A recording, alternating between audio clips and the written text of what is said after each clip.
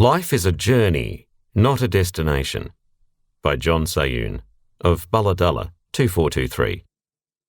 Narrated by David Rudinick. Where are all the visitors from the future? The physicist Stephen Hawking once remarked. His logic was that time travel hadn't been invented, as a time machine could only travel back to the point where it had been created. It's all about the arrow of time, always moving forward, every second being in the past.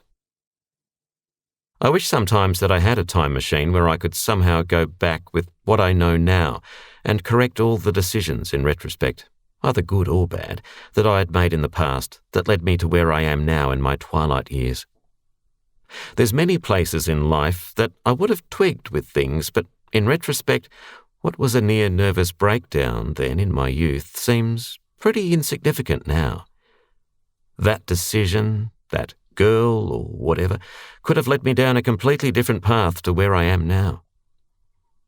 But my current philosophy is that where we are now is a product of all our past experiences, both good and bad. Life has been a steep learning curve.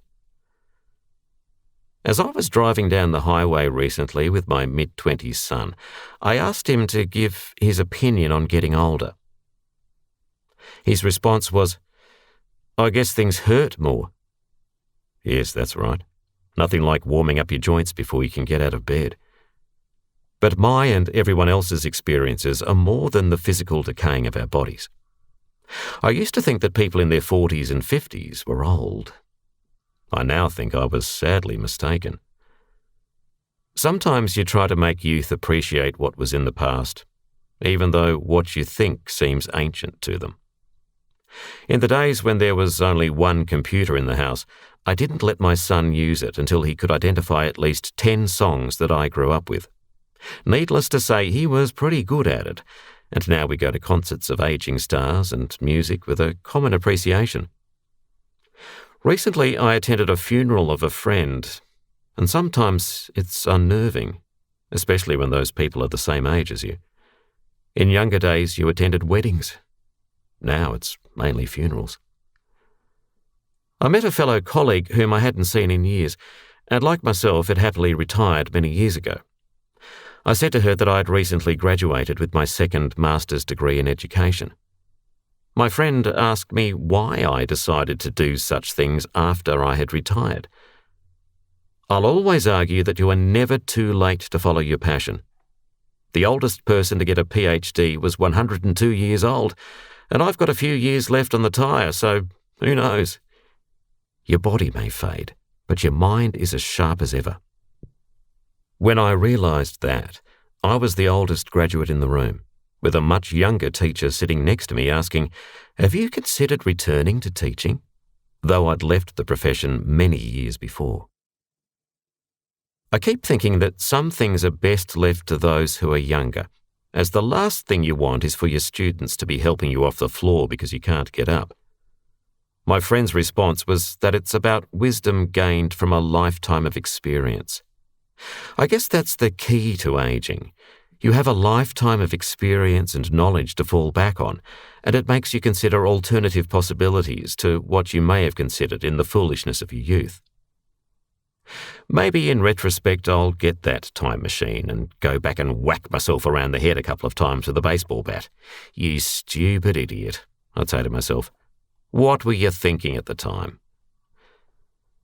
The days are long gone where in my youth you would be the most bronzed person you would know after agonising days of recovering from sunburn. It is now replaced with a much older person that considers the effects of prolonged sun exposure and slips, slops and slaps just about everything on their body. At a recent Mother's Day event where the family gathered to celebrate our current mothers, I was struck by how my mid-80s mother-in-law was fading. Although frail in frame, she is a testament to raising a family in somewhat at times difficult circumstances. All of us gathered around. It is a testament to her existence, and that's true for everyone.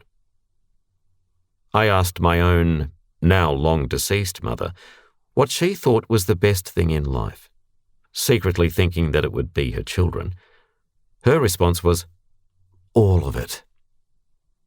I didn't think much about it at the time, but in retrospect, the lesson I've learnt is to be appreciative of everything that life gives us. This made me think that life is a journey, not a destination. For all the things, both good and bad, that lead us here to this point in time, it's a learning experience. I guess that's the takeaway from growing old. We talk about growing old gracefully, but it's far from that. Where we are now, and the experiences that have shaped us and our current situation and mindset, are the best lessons that we will ever learn. It's been a rocky road in life, to say the least, but it's been worth it. Instead of looking in a mirror every day and thinking, where did my life go? I think, I'm alive for another day. Let's see where it takes me. Maybe I'll make the same mistakes, but at least I'll have hindsight to make better decisions. Regardless of the situation, I've had experiences and the hindsight to make better informed decisions. At least now, top of my hit list is just getting a good night's sleep. Something my wider social network of people my age agree on. Life is a journey, not a destination. The end.